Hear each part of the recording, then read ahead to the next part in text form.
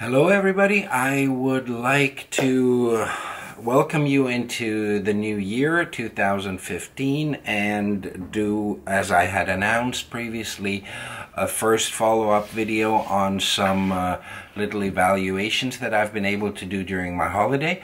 And the first one I will present you because it's actually the one that surprised me most among the cameras that I had with me. And surprise may sound like I wasn't expecting much, but I obviously wouldn't have taken it along if I hadn't expected it to be good. But the little Olympus OM-D E-M10 was actually the camera that delivered results that were maybe a little bit above what I expected. I had taken it along because of the package it provided me. You have the camera, and in this case I have the Panasonic 20mm lens on it, and then I had in this little bag I was carrying, let me show you just quickly, spare battery, the 45mm Olympus lens that was really fantastic. I was incredibly happy with this lens. At the end of the video you will see some sample pictures that I've taken.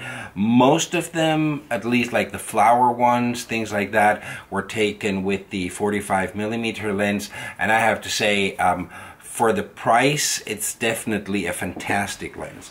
Then I had the Pancake zoom lens with me, the kit lens.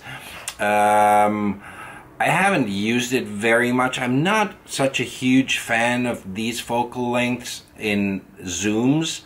It's like an equivalent to 24 to 80mm, and I have to say, I cover that with the 45, that is the fixed focal length, and the 20mm that I have on this. And then I had the telezoom, like this is the 40 to 150, equivalent to 80 to 300, and in terms of sharpness, it's not a champion, definitely.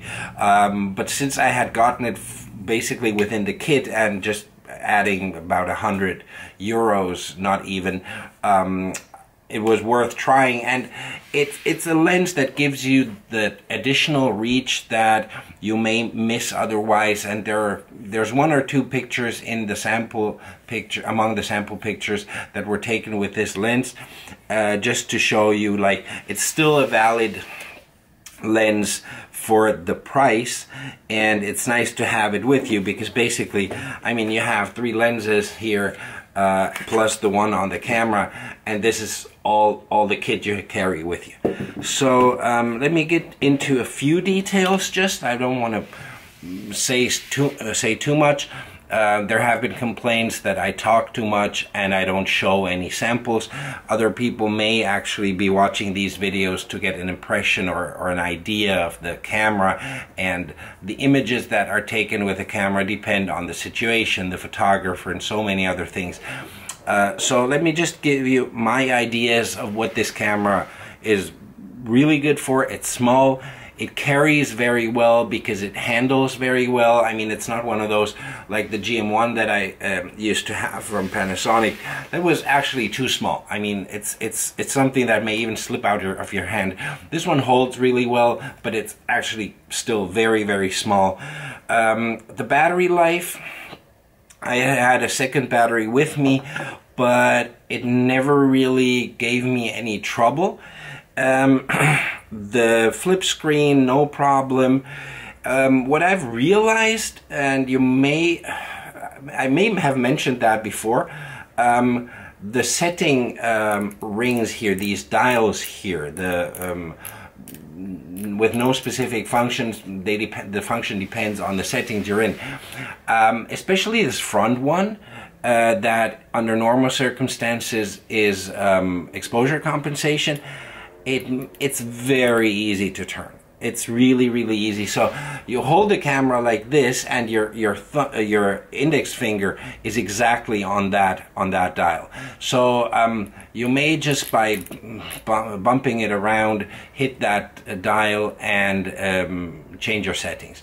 That's not a very good thing, and I may want to. I like to have that function with easy access to it, but I may try to find an alternative to that. I haven't looked into it, but looking at the menu, probably there's a way to do that.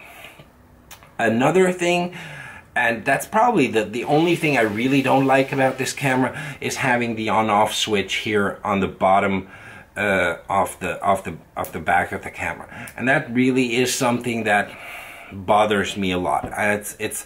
I don't know why they did that. They could have put it somewhere here or on top, or even as a button, like in the Sony RX100 that I'm filming this on, or the Ricoh GR. That's really something, because you hold the camera like this, and or you carry it like this, and then you hold it like to take a picture, and then you have to remember to go down here, switch it on, and then rearrange your hold off the camera. That is basically the only thing that I really don't like about this. There's no workaround, I guess.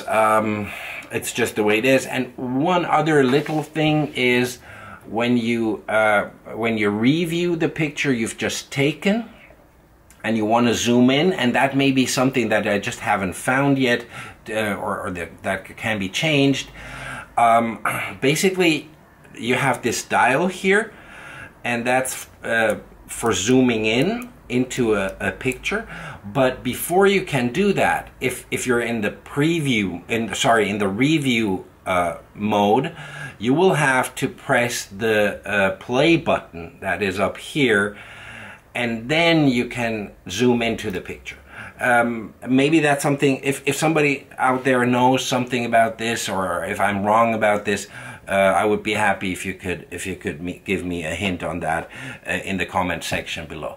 For everything else, I have to say this camera is really great, and I will stop talking now and let you have a look at the picture.